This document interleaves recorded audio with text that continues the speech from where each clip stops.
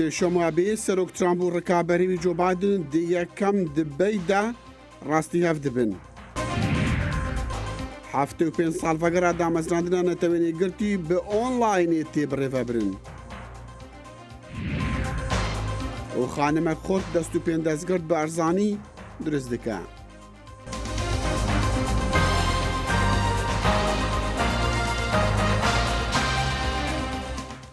تەماشاچێک لە خۆشەویستی دەمەتان خۆش لە واشنگتن دیسیەوە خۆشهاتنەوە ڕای بەرنامەی کورد کۆنەکشن و میداواریم دەمێکی خۆش وەلمان بوونە سەر. مردنی دادوەری دادگای باڵا ڕۆت بادر کەسنبرگ بووە شەڕی ڕامیاری لەسەر جێگرەوەی لە نێوەندی هەڵبژاردنەکانی سەرۆکایەتی ئەمریکا کە بریارە 6 هەفتەی ماوە بریاری سەرۆک ترامپ بۆ پڕکردنەوەی خێرای بۆشایەکە و هەروەها بانکردنی جۆ بایدن کاندیدی دیموکراتەکان بۆ ئەوەی براوەی پێشبرگی سەرۆکایەتی کاندیدەکە دەستنیشان بکات بە بیری دەنگدەرانی کێشەگەرنگەکان دەهێنێتەوە هەر لە تەندروستیەوە بگرە تا مافەکانی لەنا باربردنی منداڵ کە لەوانەیە دادگا بەم زوانە بریاری لەسەر بدات. لە ڕۆژی یەکشەممە لە پەنسیلڤانیا کاندیدی دیموکراتەکان جۆ بایدن لە سنات داوای کرد براوەی هەڵبژاردنەکانی 3 نۆڤەمبر پاڵێڕاوێک بۆ جێگرتنەوەی کەسنبەرگ دەستنیشان بکات. لە هەمان کات داناڵد ترامپ ڕۆژی دووشەممە دووپاتی کردەوە کە ئەم هەفتە ژنێک بۆ دادگای باڵا کاندید دەکات. و هەفتیا بێ ڕۆژا سێشەمبێ یەکەم دبەیتە سیاسیە مەزن دە هەڵبژارترین سەرۆکاتیە ئەمریکا داوای وەرەکردن سەرۆک دۆناڵد ترامپ نامزەدی کۆماریان و جێگرێ سەرۆکێبەری جۆ بایدن وێ ڕاستی هەف بن دی یەکەم بەرێکڕاوەستاندنە سیاسیدا لێ وێشەوێ بتنێ وێ یەک کەس بوارە بە ئەوژی ڕۆژنەمەڤانێک و ڕێڤەبەریا وێ مشتومڕێ دیکە. هاوکاتی ئەوەی لە میانەی دیبەیتەکەدا تشک دەخرێتە سەر ئەوەی کاندیدەکان دەیڵێن هاوکات کەسی سێهەم لەسەر شانوەیە ئەوەی دەبێت زۆر شت بڵێت لەبارەی ئەوەی دەگوترێت و کەی دەگوترێت کەسی هەڵسوڕێنەری دیبەیتەکە ئەرکی تەنها پرسیارکردن نییە بەڵکو زیاترە. بە بڕوای من هەرە کاری گرنگی هەڵسوڵێنەری دیبەیتەکە بە دووەدا چوونە دروستە؟ کاتێک کاندیدەکان وەڵام دەدنەوەیان مشتومڕێک دەکەن بزانیت بە دوایدا پرسیاری گونجاو بکەیت. لە دیبەیتەکانی سەرۆکایەتیدا ڕۆژنامەوانانی ناودار بۆ بەڕێوەبردننی دیبەیتەکە لەلایەن کۆمیسیۆنی ناحیزبیەوە هەڵ دەبژێردرێن. جیم لێرەر بێژەری کۆچکردووی هەواڵ پەخشی گشتی زۆربەی ئەو 12 دیبەیتەکانی سەرۆکایەتی بەڕێوە برد. ئەگەر کەسێک بڵێ دەزانیت من پلانێکی حەفخاڵیم بۆ ئەو شتە هەیە ئەو پێی دەگوت باشە یەکەم 3 خاڵی پلانەکەتم پێ بڵێ.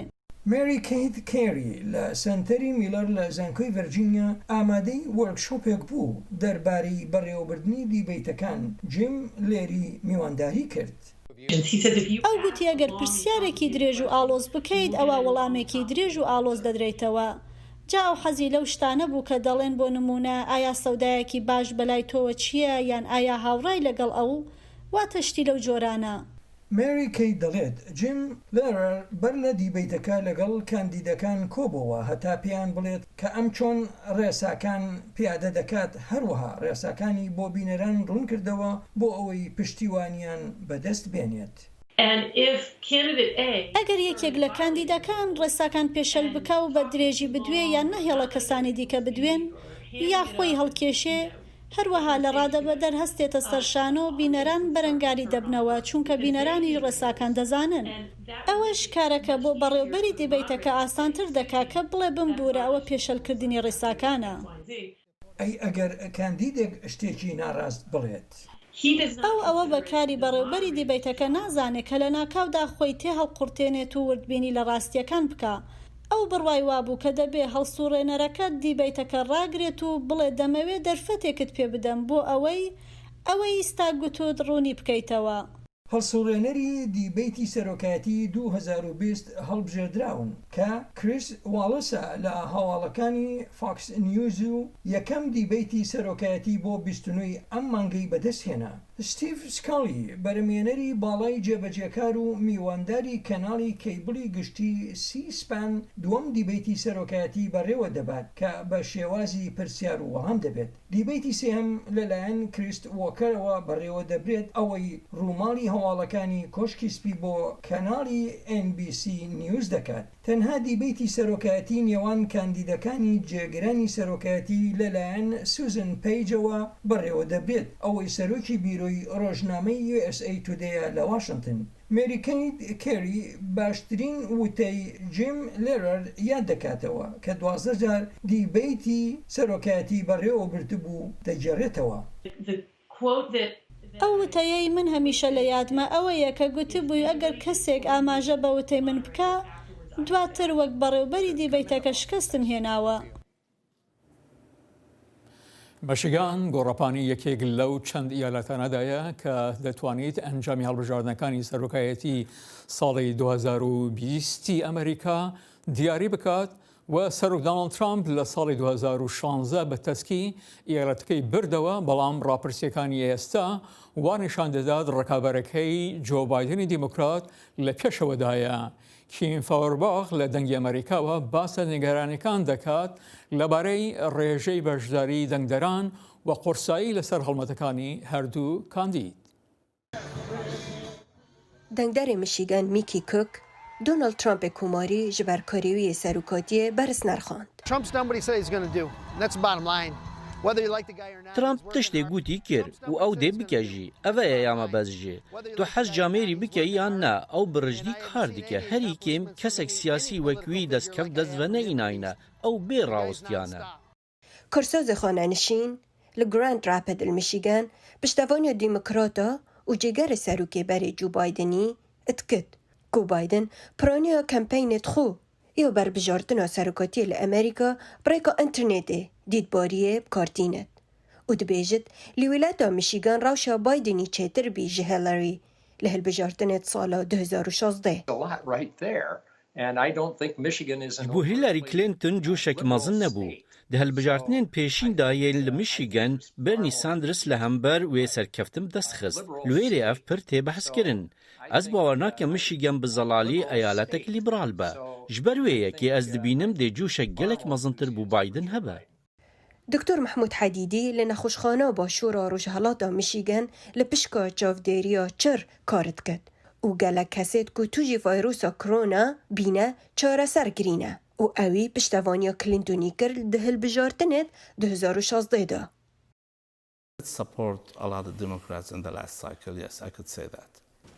Ez dikarim bêjim dixula duê da min gelek piştevaniya demokratan kir. Lê ez diyar nakim kanêdî dengê xwe bidem kê.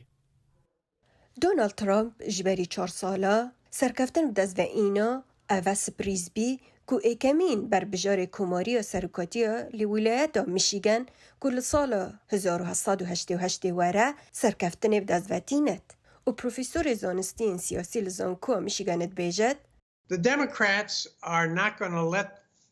Demokrat rênadin ku komarî di kampêna Trump da wan bixapînin weke çawan wan di sala 2016 da kir. Belê nediyare ka li roja hilbijartina çend hilbijar dê çend bingehê dengdanê û dengê xwe din ji ber sedema nexweşiya korona. لێ دەمێک و ئەمریکی بەهیا مرنا دادوەرەکە بلند یا دادگەها بلندا ئەمریکی دیکن سەرۆک دۆناڵد ترامپ دەبێژە ئەو وێ کاندیدێکیان جهگرێک ji bo wêna li demek zû deyne û rêberê komarîyan dê sînatôran da civata sînatoran da jî dibêje ew ê lezê li pesendkirina wî bike. Helbet Demokrat lê dijî wê new du endamên sînatoran ku komarîne jî li dijin û dibêjin divê ew piştî helbijartinên serokatiyê bêkirin. Yek ji neh endamên dadgeha qanûna bingehîn Ruth Bader Ginsburg roja înê piştî 27 salan karê xwe ya li dadgeha herê bilind tê jiyana xwe ji dest da. Serok Donald Trump got ev ê vê heftê li şûna vê de berbijarekê nû hilbijêre. Demokrat dibêjin heta ku serokekê nû di meha yekê de were bijartin, divê endamê dadgeha qanûna bingehîn neye bijartin, wekî ku di dema seroktiya Obamayê de çê bûbû. Seroka civata nûneran Nancy Pelosi got Demokrat plan dikin ku berbijarê serok rawestînin. Me çend rê hene û çend plan hene ku nû kes naxwazim ku tu pêş bikim. Lê li pêş welatê me astengiyek mezin heye. Ew serok û alîgirên wî bi daxuyaniyan hişyarî dan ku ew encamên hilbijartinê qebûl nakin. جبر هەندێ نەها ئارمانجا me سەرەکی ئەوە ku ez difikirim ku Ruth Bader Ginsburg her ew dixwast divêt em helbijartina xwe biparêzîn her wekî em xelkê Emerîkî ji vîrusa korona diparêzîn. Pelosi û cigirê serokê berê Joe Biden ku hevrîkê Trump e di hilbijartina serokatiyê de di şerê li ser dadgeha qanûna bingehîn û vîrusa koronayê bi hev ragirê didin. Piştî hilbijartina serokatiyê çavdarê ku li ser yasayekî giring ya tenduristiya federalî bisekinin. Serok dixwaze bi lez û bez biryarekê derbixe. Ji ber ku li dehê hêva 11 li ser yasayek nû bi alîkariya tenduristiyê xebatin were çêkirin. Ew naxwaze vîrus xilas bibe, ew dixwaze wê yasayên nû ji nav bibe. Komariyan dibêjin ev cihê wala ji bo pêşkiriya azadiya olê û ji bo mijarên din yên giring bo mehfezekaran giring e, wekî mafê çekgirtinê, azadiya axaftinê, azadiya olê. Ted Cruz senatorê Komarî ji Texasê û endamê Komîteya Dadveriya Senatoya dibêje hilbijartina dadwerekî ku mafên dadgeha bingehînê diparêze giring e. Divê hûn kesekî bibînin ku piştgiriya yasayiya bingehîn kiriye, azadiya axiftinê, azadiya olî û azadiya bendadwiyê parastiye. û bûye qurbaniyên tiştên ku nexetayî wî ne. Gelo ew rastî rexneya medyayan hatîne, medya êrişî wan dike û ew bihêz li ber wan rawastiyaye. Komarî û demokrat hevbîrin ku wê neqaşan çêber li ser encama hilbijartina serokatî te ku çavlerê ku ev encam wê here pêş dadgeha herê bilind wekî ku di sala 2000 de çî bûbû. Ev ehtimal şerê li ser berbijarê dadgehê bihêztir dike.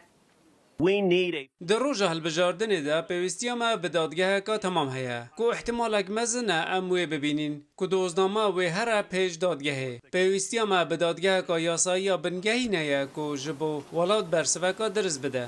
Tiştekî ku nûke zelal ev e ku di hilbijartina serokatî de pirsgirêkekî nû li pêş her du alî hene ku herkes hevbîr e ku ji bo welat pir giring e. نەتەوەی گرتوەکان لە ڕۆژی دووشەممە یادی 75 ساڵ یادی دامەزراندنی ڕاگرت لە نیوان پەتای جیهانی و ئاڵنگاریەکانی تردا و سکرتێری گشتنەوەی گرتوەکان تیشکی خستە سەر هەرە پێداویستەکان بۆ هاوکاریەکی بەهێز. مانگی 6 ساڵی 1945 لە سان فرانسیسکو پەیماننامەی نەتەوەی گرتوەکان واژوو کرا بۆ ڕزگارکردن لە دووبارەبوونەوەی کردەوە دڕندەکانی شەڕی جیهانی دووەم وانەتەوەی گرتوەکان چوارچێوەیەکی پێشکەش کرد بوو بە ئاشتیانە چارەسەرکردنی ناوکۆکەکانی جیهان. سکرتێری گشتینەتەوەی گرتوەکان ئەنتۆنیۆ گۆتیێرز لە ڕۆژی دووشەممە وتی ڕێکخراوەکە یادی 75 ساڵەی خۆی لە جیهانێک دەکات کە بە ئاراستەی بەرەنگاربوونەوەی کۆمەڵێک ئاڵنگاری جیاوازە. ڕێبەرانی جیهان بریاروایە لە هەفتەی داهاتوو لە ڕێگای میدیای دیدەنیەوە لە ئەنجومەنی گشتینەتەوەی گرتوەکان کۆ ببنەوە بە فەرەتر لە 3 میلیۆن کەیسی پشتڕاستکراوی کۆڤید-19 لەسەر ئاستی جیهاندا گۆمانی تێدا نییە کە ڤایرۆسەکە لەسەرەوەی کارنامەیاندایە. ئەم ساڵ کۆبوونەوەی گشتی ساڵانەی نەتەوەی یەکگرتووەکان قەرەباڵغ نابێت. سەرکردەکانی جیهان بەهۆی پەتای کۆرۆناوە ئەمساڵ لە نیویۆرک ئامادە نابن بەڵکو تەنها ڤیدیۆی پێشتر تۆمارکراوی پەیامەکەی خۆیان دەنێرن. لەوانەیە لە کۆبوونەوەی ئەمساڵدا بە زۆری تیشک بخرێتە سەر ئەو قەیرانە ئابووری و تەندروستیانەی کە بەهۆی ڤایرۆسی کۆرۆناوە دروست بوون. پەتای کۆڤید قەیرانێکە جیاواز لە قەیرانەکانی دیکەی ژیانمانە و لەبەر ئەمەش دانیشتنی ئەم ساڵی ئەنجومەنی گشتی نەتەوەی گرتوەکانی جیاواز دەبێت لە ساڵانی پێشوو. ئێمە بەرنامەیەکی تەواومان هەیە و مەترسیەکان ناتوانن لەمە زۆر بن. لە کاتێکدا کە زانایان کار لەسەر ڤاکسێنەکە دەکەن، سەرکردەکانی جیهانیش لە 30 مانگی نۆدا دانیشتنی ئەلکترۆنیکی بەڕێوە دەبن بۆ تاوتێکردنی ڕێکارەکان بۆ ئەوەی ڤاکسێنەکە بە خێرایی بتوانرێ بەرهەم بێت و بکەوێتە بەردەستی خەڵک لە سەرانسەری دنیادا. جیهان خەریکە دەسووتێت و هێنانەوە سەرخۆی شتەکان دەرفەتێکە بۆ ئێمە کە بکەوینە سەر ڕێگای دروست و کۆنتڕۆڵکردنی ئاگرەکە. جیاواز لە کۆبوونەوەکانی ساڵانی ڕابردوو گردبوونەوە ئەلکترۆنیەکەی ئەم ساڵ زۆرترین بەشداری تێدا دەکرێت کە بەشداربووان بریتین لە سەرۆکۆمار و سەرۆکوەزیران و ئەندامی خێزانە شاهانەکان کە زیاتر لە 170 بەیاننامەی ڤیدیۆیان بۆ دانیشتنەکەی ئەمساڵ ڕەوانە کردووە. ڕێکخراوی نەتەوە یەگرتوەکان ئەمساڵ بە توندی ڕێوشوێنەکانی تایبەت بە سەردەمی کۆڤید-19 ڕەچاو دەکا لە هەر وڵاتێک تەنها یەک نوێنەر لە هۆڵی ئەنجومەنی گشتیدا بەشداری دەکا. سەرۆک دۆناڵد ترامپ بڕیارە یەکێک لە چاوەڕوانکراوترین وتارەکان پێشکەش بکە. چاودێران پێشبینی ئەوە دەکەن کە ترامپ سەرنج بخاتە سەر دەستکەوتە ناوخۆیەکانی خۆی و هەروەها لە دژی چینیش قسە بکە. من پێم وایە سەرۆک ترامپ ئەم دەرفەتە بەکاردێنێت بۆ هێرشکردنە سەر چین وەک سەرچاوی بڵاوبوونەوەی پەتاکە و هەروەها لۆمەکردنی ڕێکخراوی تەندروستی جیهانی کە نەیتوانی وە پەتاکە کۆنتڕۆڵ بکات. هەروەها ترامپ لەوانەیە ئێران بکاتە ئامانج و ئیدعای ئەوە بکا کە واشنگتۆن هەموو سزاکانی گەڕاندوەتەوە بۆ سەرتاران بۆ چوونێکە زۆرێک لە وڵاتانی ئەندام پشڕاستی ناکەنەوە. بڕیارە کۆبوونەوەی لاوەکی ئەلکترۆنیکیش بەڕێوە بچێ لەسەر شەڕ و پێکدادان لە لیبیا و هەروەها پشتیوانیەکان بۆ لوبنان لە پاش تەقینەوەی 4 مانگی هەشت لە بەندەری بەیروت. ئەم ساڵیش یادی 75 ساڵەی ڕێکخراوی نەتەوە یەکگرتووەکانە، بەڵام بەهۆی پەتای کۆرۆناوە پێدەچێت ساڵیادەکە کپ و بێدەنگ بەڕێوە بچێ.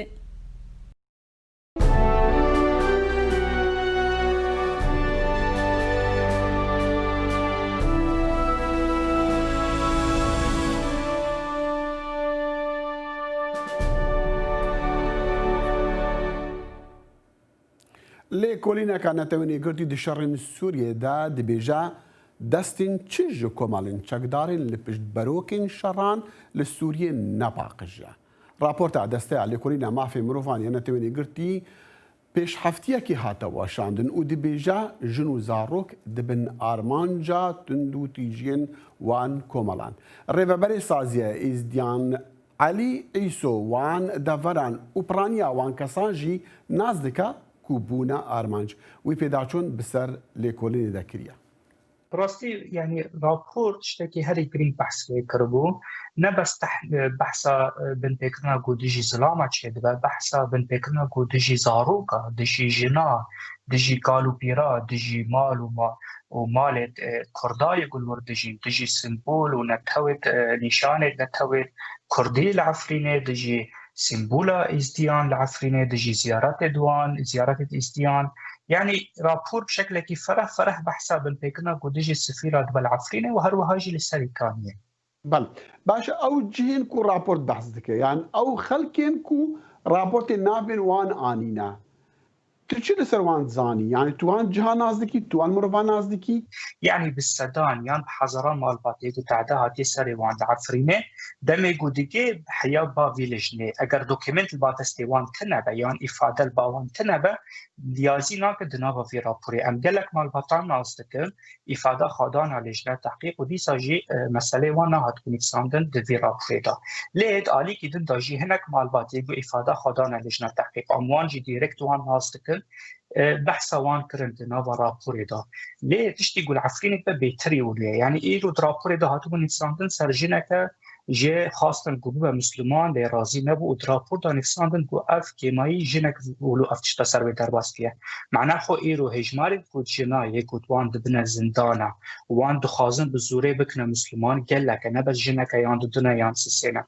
افجي آليكيه آليكي دن دا راپور بحثا تعدي قد تيجنا ودستريجي قد تيجنا بحثا ويجي كرن حتى بحث كرن قد شاوى لهنبر قوميتاي تركا اف شاشتي واف تعدا واف بنبيكرن شيدبا دفردا جيتي خويا كرن يعني ايرو اف راپور بحثا السادي بيستني دكا السادي حيشتي بنبيكرن قول عفرين دبا درناكا في الند راپور والند راپور رخصتي جماعة راپور چما نتواني قلتي وانا ريبورت ناكا وانا داكيمنت ناكا إجبار قلت إفادة وان كيما يعني إيرو قال لك كسان هنا المالبات العفريني مانا يعني تعداها هاتي ساري وان دي العفريني مانا نقارنج عفرين دركفين أف نقارن بحرية خو بريا تليفوني بلجنة تحقيق را بيشتغلون مسألة خاجوان را بيجي إجبار قلت ترسل السروان هيا قجارة كي دي وارا قرتن قجارة كي ديجي تعدا كي تنسى وارا السروان هن مالبات هنا نقارن خاب لجنة كيمن هن مالبات هنا از قال لك مالباتان أصدقان زارو كدوان كتش دوان هاتنا قرتن وبشتي سيما يعني شرنا هاتنا رزقار كرن وبكسك راجي نقوتن نبري خستنا راجي قوتن ونبكسان راجي نقوتن اجبر قوت ترسن صرفات ترسن ولجنا تحقيق نكو انا حتى في مالك اجبر قوت كسي وان العرضي الورتنايا بەڵێ باش ئەم پرسیارە ناوێوان ناکرد مادەم ئەف مەسەلەتی دەهەیە لێ ئەم دەخوازن پرسیار بکەن راپۆرت باش پێدەچوویە تە باش خوێندیە ناوێن وان کۆمەڵا دەبێژە وانە دەست نیشان دکە ئەو تعدەکرین او بناف دكن نافا ارتشا نتوية سوري جيش الوطني السوري دنافا في ارتشي دو قال جروب تشكدار قال جروب تيروريست دا كار دكن بيتر رابور بحسابان دكا دبين افن سبب فان بيكرنا دبن ليش آليكي دوجي رابور بحسا كوميتي تركاجي دكا دبين اوجي دستخوا دفي بن بيكرنا دهاي يعني الشهادات هاتمون نفساندن در راپوره جنکه یان مالباته که کرد شمول با کمیته کرده گلی بکن سروان تروریستا ترک بوارا کتبون هرن لبا و گروپا گلی بکن نل باما گلی بکن شالی که دن تاجی جنکه تعدا هاته و تعدا سرلاشی و هاته سروانه لپیش شعبه کمیته که ترکا طبعا تعدا لیدانه يعني پیش شعبه کمیته که ترکا افشتابیه يعني دفرده تیخو یاکرن گو چاوا ترک بتف ارتشا نتوي سوريا بيك دست بدست فان تعدا بردوام دكا كاك علي رابورت بحثا كومالين تشاكدارين كرت دكايانا تشكو دي بيجا تشكو مالين تشاكدار لبيش باروكين شر دستوان نابعقجا بحثي كردا دكايانا أري بحث عليك دو بحث منطقة يقود بن سيطرة إدارة ذاتية بحث وان تشتاي تكو بيتر سر بحث زاروكا كوجنات كي يقود مخيم الهول دانا دبيجا روشيواني تندرستي هناك جوان نباشا روشيواني آلية ناغا چادرا قد نباشا دفرطاجي قلق جارة إدارة ذاتي بجدنياي راقود كاورن زاروك تخاب بن كاورن جني تخاب بن يكو تاتنا كفتن يكو قريداي وان تعش راحي بريس علي ايسو بريفا بري سازيا ازدينا جي ألمانيا بكرد كونكشن رابو قال كي سباسكي علي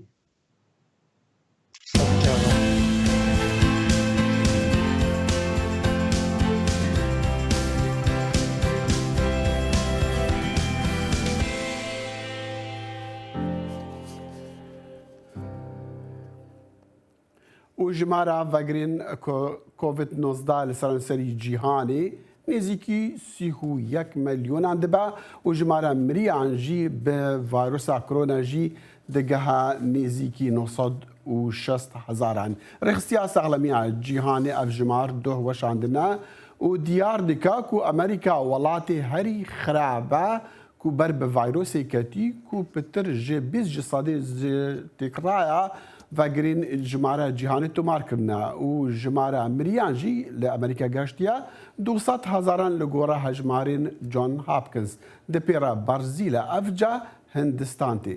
Ji ber bilindbûna berbiçaviya jimara vegiran li Brîtanya hojdarî hatiye bilindkirin ew piştî hojdariya rawêşkarê hikûmetê bû ku eger hetanî ku renga hetanîva meha bê rojê 500,000 bi vayrosê bikevin eger kiryarên lezgîn ên xweparastinê zû neyên encam dan. بەڵاوبوونەوەی ڤایرۆسی کۆرۆنا کاریگەریکی هەرە گەورەی لە سەرگەشتیاریدا لە هەرێمی کوردستان هەیە بەتایبەت لە هەولێری پایتەخت ئاژانسەکانی گەشتیاری و هەروە خاوەن ئۆتێلەکان لەو بارەیەوە زۆر نەگەرانن. لە کۆمپانیایەکی گەورە و چەند لق و ژمارەیەک لە کارمەندەوە بۆ تاکە ژوورێکی بچووک و تاکە کەسێک کە هەر خۆی وەک بەڕێوەبەری کۆمپانیەکە کارەکان ڕادەپەڕێنێت. ڕێناس وەک دەڵێت خاوەنی کۆمپانیایەکی گەورەی گەشتیاری و زانستی بوو بەڵام ڤایرۆسی کۆرۆنا کاریگەریەکی زۆری لێکردن. من یەکێکم لەو کەسانێک کە خاوەن کۆمپانیایەکی گەشتیاریم کە چەند ساڵەکە کەسانێکی زۆر بەڕێگای ئێمەوە گەشتیان کردووە و بەڕێگای ئێمەوە چوونە بۆ خوێندن لە دەرەوەی وڵات کە خوێندویانە و ئێستا بەهۆی نەبوونی دارایی و بەهۆی بوونی ڤایرۆسی کۆرۆنا کە لە کاریگەرێکی زۆری کردوتە سەر گشت کوردستان و تاکو ئێستا کە زۆربەی کۆمپانیاکان کە هاوڕێکانی ئێمە دایان خستوون. بەشێکی زۆر لە خواردنگە و ڕێستۆرانت و چایخانە و دوکان و مارکێت و شوێنی جۆراوجۆری کڕین و فرۆشتن داخراون و خاوەنەکانیان دەڵێن تووشی زەرەر و زیانێکی زۆر هاتوون بەهۆی ڤایرۆسی کۆرۆناوە. لو كرفوسي بقرا ديواري بلوشي كرفوسي ديواري بردي لا جسكاي اموستاي عام بيما وش كودري كابريت خورج زراعه عامه عم جو مستاش عام بيما او ايش بيبي اساس ام كريتو ما هوش زور كدم تقريبا ئیشەکە دمە هەستا هاتمە و بازاڕی لەو بازاڕیش دەکەم ئێستاکە لەو بازاڕش ئەمە بەزگەشی تێرین بە 16 برسینە ئێستاکە لە سبەینێ هەتای وەرە ئەلێم 10,000 ئیش نەکردیە 10,000 ئیش نەکردیە نەک ئیشم کردی فایدەبی بلۆرزە مستانەکە ئەم بە معامیل برەی بە مشتری ئاسایی بڵێ هیچ یەکەتیان یانی بازارکە تەواو داشکای بەش وەزورن یانی ئەشایەکەمان بە نیو قیمەتیش بی بفرۆشن لەبەرەوەی ئەمەش ئیشەکەمان ئەوەیە مەسەشتی نوێ بدەینە خەڵک نابێت کەم ببینێتن ئەبێ سەرێ بەڕێو بکەین ڕاستە ئیش بەدلی بەرۆشتانەکەی بەڵام وەچی جارانیە ئینسان بە جددی نەفسیان تێک دەچی بە وەزای هۆتێلێکی گەورە و بەناوبانگی شاری هەولێرە پێش ڤایرۆسی کۆڕۆنا وەک خۆیان دەڵێن دەیان گەشتیار و شاندی جۆراوجۆر ڕۆیان لە هۆتێلەکە دەکرد بەڵام لە ئێستادا ژوورەکانیان خاڵین لە گەشتیار و خەڵک بەهۆیەوە سێ بەشی کارمەندانی هۆتێلەکەیان لە کار دۆرخستۆتەوە تەسیرێکی زۆر لەسەر کەرتی گەشت و گوزار کرد 180 هۆتێلەکان داخراون لەبەر ئەوەی ئێستا هیچ بازگەکان نییە خەڵک لە خوار و ناوەڕاستی عراق بین هەرێمی کوردستان بە تایبەت شاری هەولێر پایتەختی هەرێمی کوردستان یعنی ئەو ڤایرۆسی کرۆنەی تەسیرێکی وای کرد تەسیر لەسەر هەموو بازاری کوردستان کرد خاستن شاری هەولێر بەهۆی ئەو ڤایرۆسی کرۆنەی کە قەدەغی هاتچوو ڕاگەیاندرا بازگەکان داخران گەشت و گوزار نەیتوانی سەردام کە خەڵک نەیتوانی سەردانی شاری هەولێر بکاتن ناچار دەبی ئەمە ئەو کارمەندانی لای ئێمە ئیشیان دەکرد و ئەوانە هەموو گەڕانەوە ناو ماڵەکانی خۆیان لەگەڵ ئەوەی کە خەڵکێکی زۆر لەم هەرێمەدا تووشی زەرەر و زیان هاتوون بەهۆی ڤایرۆسی کۆڕۆناوە کەچی بەپێی زیان لێکەوتوان تا ئێستا حکوومەتی هەرێمی کوردستان هیچ بەرنمەیەک ڕۆن و ئاشکرای نەبووە بۆ چونەتی هاوکاریکردنی زیان لێکەوتوان هەر ئەمە شەوای کردووە کە لە ئێستادا خەڵکێکی زۆر نیگەرانی و ناڕازایی دەرببڕێت ئەحمەد جێباری دەنگی ئەمریکا هەولێر و لە داوایی خانمە کورد بیرۆکەیە دروستکردنا دەست و پێن دەست کرد بە ئەرزانی ji bo wan kesên PTV pêheyî vedîtiye. Dengê Amerîka seredana vê xanimê kiriye ji bo berêxwedana dahênana wê. ئەوە یەکەم نمونەیە کە من دروستم کردووە وەها دروستم کردووە ئەمەیان بۆ کچ ببێت بەم شێوەیە شت دەگرێت کە منداڵێک بیەوێت شتێک هەڵبگرێتەوە و بەکاری بهێنێت. ناوم مەساریە و 13 ساڵانم ساڵی پار کۆمپانیای خۆمم دامەزراند بەناوی لمتلس لەمستایر کە دەست و بازووی دەستکرد دروست دەکات بە نرخێکی گونجاو بۆ ئەو منداڵانەی کە بەهۆی لە دەستدانی دەستەکانیانەوە دەناڵێنن. کتێبێکم خوێندەوە کە باز لە کچێک دەکات بەهۆی ڕووداوێکەوە قاچی لە دەستداوە لە کتێبەکەدا هاتوبوو کە لە بەرگرانی نرخەکەی ناتوانێت قاچێکی دەستگیر بکرێت منی ژوتم دەبێت چەند گران بێت بە دوواداچوونم بۆ کرد هەر زۆر گران بوو زۆر منداڵ توانایان نییە دەستیان کەوێت ئەوەش زۆر غەمباری کردم بیرم لەو منداڵانە کردەوە کە لە شوێنی چنگدان و دەستیان لە دەستدا و ناتوانن دەستێکی تر بکڕن ئەم بیرۆکەیان بۆ هاتوو پرینتەرێکی سێڕەهەندی تری دیم هەبوو ئەو دەستانم پێ دروست کرد کە زۆر هەرزانتر دەکەوێتەوە. گرتەیەکی ڤیددیۆیی هەیە کە یەکەم دەست دروست دەکەم بەڕاستی دوور و درێژە ئاسان نەبوو هەموو پارچەیەکی گونجاو بدۆزیتەوە لە شوێنی خۆی بەکاری بهێنیت بەڵام دوای هەوڵدانی زۆر توانیم یەکەم دەست بەرهەم بهێنم.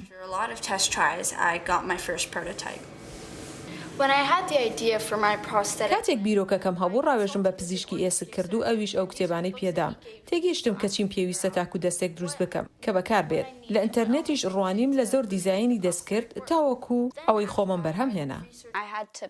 هەندێک لە نمونەی کارەکانم نیشاندا لە کۆبوونەوەی وەبەرهێنی ئەکادیمی کاری گەنجانە خەڵاتی یەکەمم بەدەستهێنا و $1500 پاداشتم وەرگرت و پارەکەیمدا بە پرینتەرێکی سێڕەهەندی تازە. ئامانجی سەرەکی کۆمپانیەکەم یارمەتیدان و پێدانی دەستی دەستکردە بۆ منداڵانەی بە هۆکاری جیاواز دەستیان لە دەستداوە تاکو هەست بە ئاسوودەیی بکەن و وەها بیر نەکەنەوە کە لە کەسانی تر جیاوازترن. کاتێک لە کارداریەکەمدا کار ناکەم حەزم لە وێنە کێشانە ئارامیم دەداتێ کە گەورە بووم دەچمە هونەری دیزاین و ئەندازیاری تەلارسازیەوە بەڵام هێشتا هەردەمەوە بەردەوام یارمەتی خەڵک بدەم تەنانەت ئەگەر ببمە ئەندازیاری تەلارسازی لەگەڵەوەشدا دەستی دەستکرد دروست دەکەم و ئەندامی لەشیدی وەکو دڵیش ئیتر نازانم چۆن دەبێت. تەماشاچێ لە خۆشەویست و جوراتی کۆتایی بەرنامەی ئەمڕۆمان درودی من جان دیلان و هاوکارم دەخیلی شەمە و دەرهێنەری بەرنامە هەیەرکەریم و هاوکاران محەممەد وەرمزیار فەرهادە فەلاهی و ئاسوجەبار پێشکەشتان کەیم بێگومان ئەوە پاش 4 مانگ بۆ یەکەمین جار دەگەڕێنەوە ئەستۆدیەکانی بەشی کوردی دەنگی ئەمریکا و لە ئەستۆدێکی نوێدا ئەم بەرنامە پێشکەشکرا تا بەرنامەی ئایندەمان هەر شاد و سەرفراز بن بمینە خۆش.